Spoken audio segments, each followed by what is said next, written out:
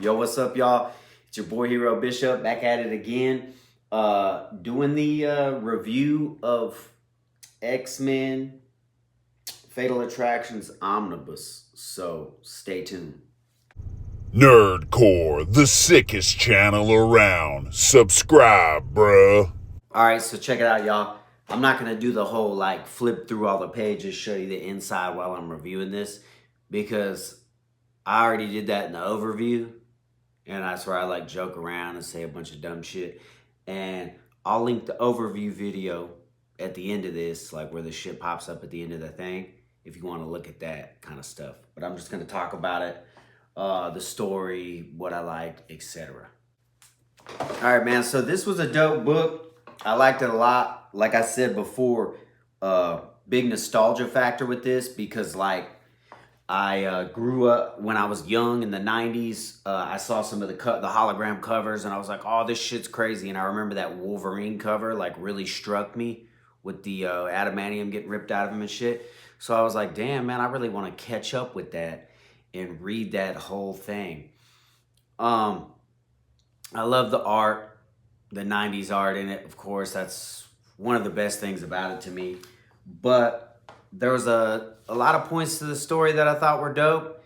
And a lot of stuff, I know they have to tie it together and make it long because it's an omnibus. But there was like a lot of subplots in this that I felt were unneeded. And I was just ready to get to the juice, bro. A lot of the stuff with the acolytes was very irritating. And then like this whole other thing where I think it was Fabian Cortez, the acolytes, and some other dudes were all in like this little like competition to become the leader of the upstarts that Game Master was controlling. And it was like, I don't know, man. I didn't really care about that. And some of it was kind of boring and lame. And I didn't really want to see that. It popped off with Professor X in the danger room, the X-Men going to like save some kids at the school because the acolytes were like out here trying to kill humans, inflict damage on the world, and they went up to a school and tried to like kill the kids, and later on they go to a hospital and kill some people and like whatever, dude. The acolytes are like very like Nazi sounding with their agenda, saying like, yo, this is how Magneto wants it. But also there was like voices of reason in there trying to get motherfuckers to be like, nah, that ain't really what Magneto wanted. One of them was Charles Xavier. One of them was fucking Quicksilver. One of them was this little kid that was like a member of the Acolytes, which Colossus later ends up joining Magneto and the Acolytes in Avalon because he's tired of Professor X's like dream and his vision. And like, he ends up defending him. And another thing about that, I'm all over the place with this, but when I go from one topic, it makes me think of something else. I go to the other. Something else I did like about this was there's a lot of foreshadowing of Professor X's like starting to become unhinged and a little crazy, and like his mind kind of unraveling to a point where he does get to the point where he wipes Magneto's mind and turns him into a vegetable later, because he's starting to feel like he failed everybody, and members of the X-Men are starting to call his ass out. Like Colossus is like, there's this whole subplot where Ileana dies, and Colossus is like, yo, I left Russia to defend your dream, and like, look what it's brought me. My sister's dead, ain't shit changed, this is whack. He's like burning paintings and flipping out and shit. And then there's a part where Jean sees like Magneto uses his mind power to like convince these villagers that they left and shit, and she's like, what, bro, that ain't the kind of shit you do. And then there's a lot of going into motherfuckers' minds and making them do shit in this book. Some of it needed, some of it not. But people are starting to like question the state of the X-Men, the like nobility of the X-Men, the choices that the X-Men make that make them X-Men, and their leader kind of getting a little unhinged and renegade. And there's even a part where in this whole other subplot, the humans, the mutants, everybody is trying to have these Magneto protocols to stop Magneto from like basically raining down on the earth like he's about to do and fuck everybody up. And there's like this special suit that you can use to fight Magneto. And they got this one guy that flies over to the States under the guise of like him stopping Magneto and using that suit. But he has a whole other little subplot and story that he wants to get it so he can kill Magneto, because Magneto killed one of his boys back in the day. And then he ends up not killing Magneto, and that's a whole nother thing. But anyway, Professor X wants that suit, and he asks Storm to steal it. And she goes and does it.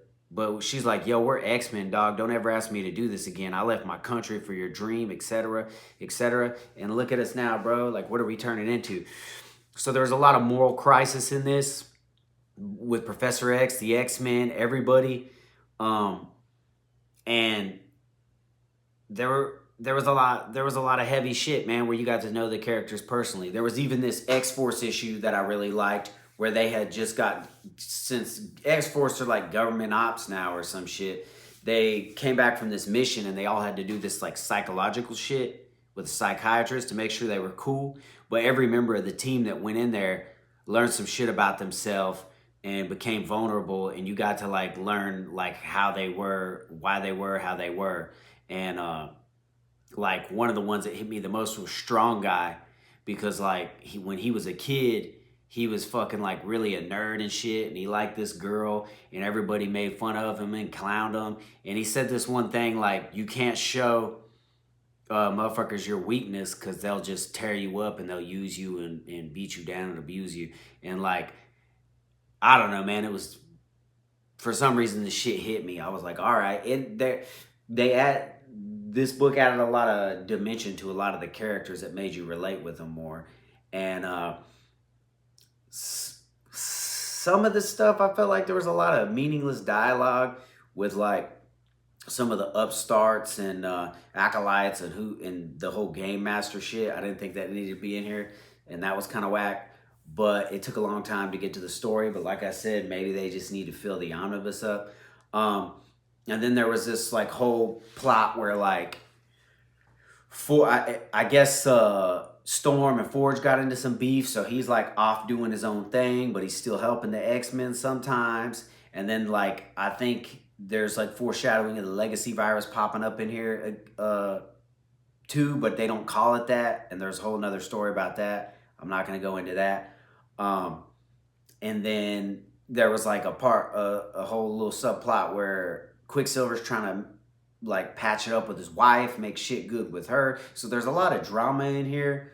There was a lot of drama, soap opera shit in the 90s X-Men, man. When I was younger, I didn't really appreciate that shit. But a lot of it's tight now to read, man, because it adds more depth and emotion to the characters. And then when we get closer to the like climax, dude, I forgot how fucking savage Magneto was, bro. There's a part where Cable's up in Avalon, and Magneto pulls the whole fucking metal half of his body up and fucks him up. And of course he lives through it. They like bamf him back or warp him back or time scan him back. I can't remember what they do, but they get him back down to Earth. But he like fucked Cable up, dog.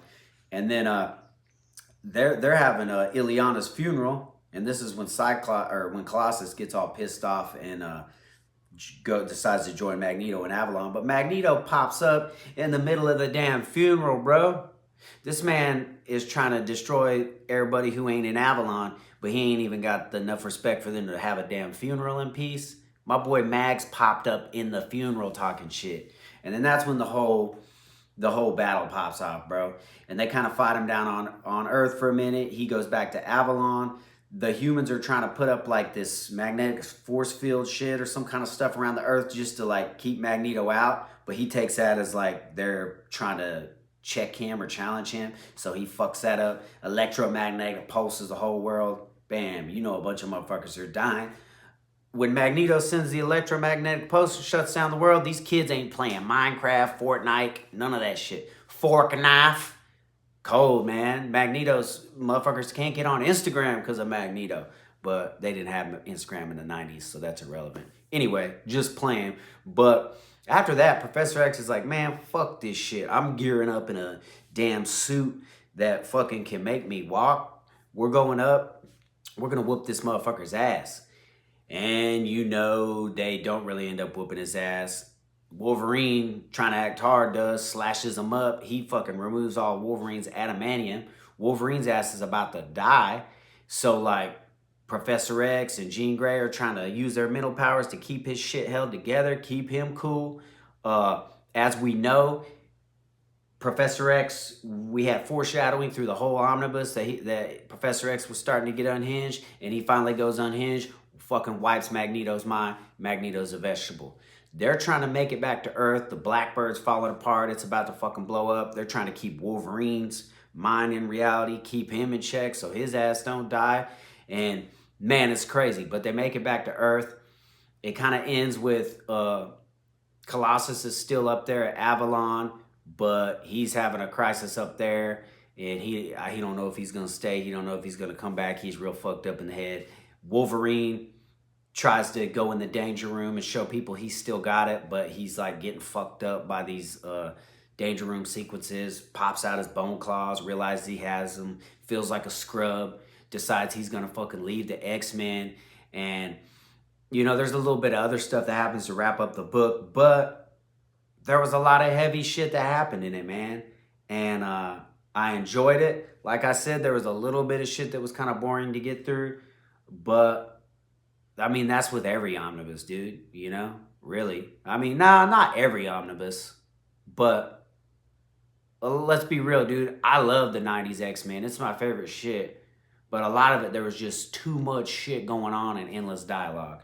But anyway, all in all, still enjoyed it. It's dope. I'm definitely going to keep it in the collection. Y'all let me know what you think about it in the comments below if you read it. Or I'm going to link the overview video if you want to see the insides of it. I appreciate y'all watching. Peace.